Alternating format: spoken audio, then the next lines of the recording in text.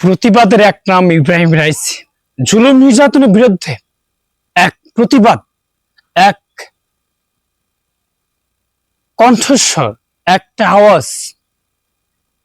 Ebrahim Raisi, আল্লাহ তাআলা তাকে জান্নাতুল ফেরদৌস দান করুক। আল্লাহ তাআলা তার পরিবারকে ধৈর্য ধারণ করার তৌফিক দান করুক।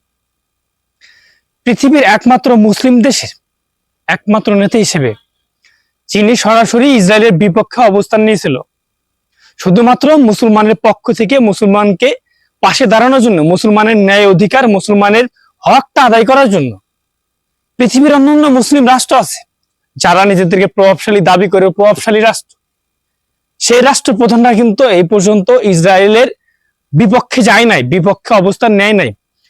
ফিলিস্তিনের পক্ষে থেকে তারা কিন্তু অবস্থান নেয় নাই। একমাত্র ইরান, যে কিনা সরাসরি ইসরায়েলের ভূখণ্ডে আঘাত করছে, হামলা করছে।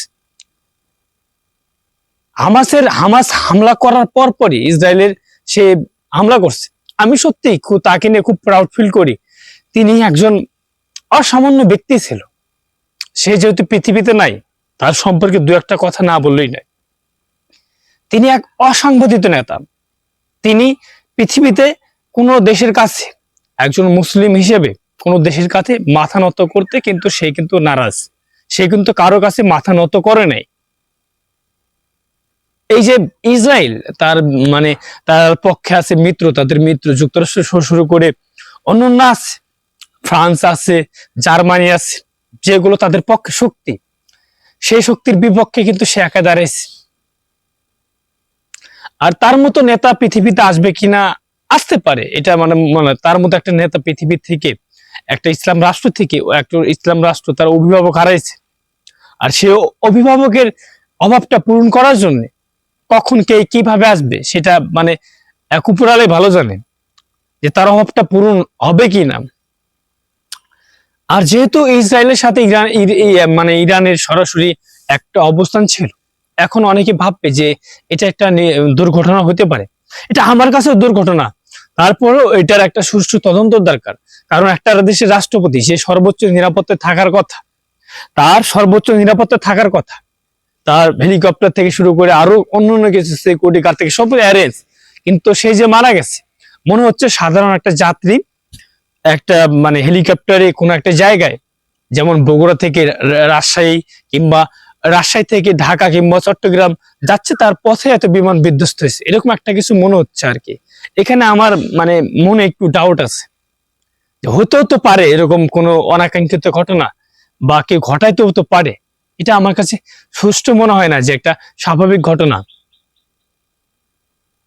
এটা আমার কাছে কখনোই মনে হয় না।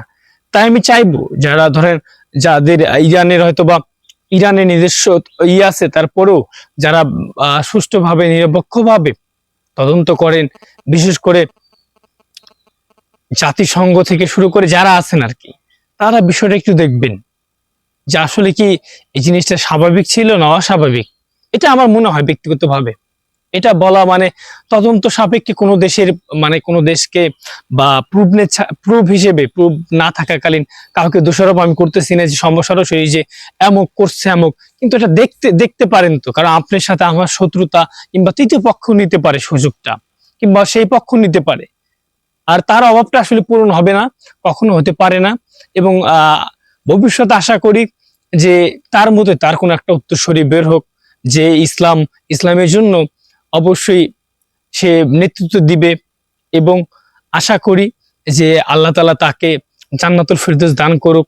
এবং তার এই যে ইরানের যে পুরো জনগণ, তারা কিন্তু সত্যি খুবই ভেঙে পড়ছে। তাদেরকে সহানুভূতি জানানোর আমার ভাষা নাই, সত্যি কথা।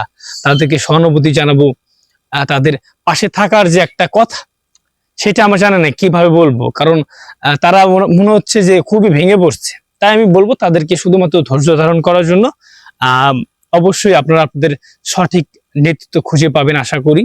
আর অবশ্যই ইব্রাহিম রাইসি, আল্লাহ তাআলা তাকে যেন জান্নাতের সর্বোচ্চ স্থানটুকু দেখ, এই বলে এই কামনাটুকু করি।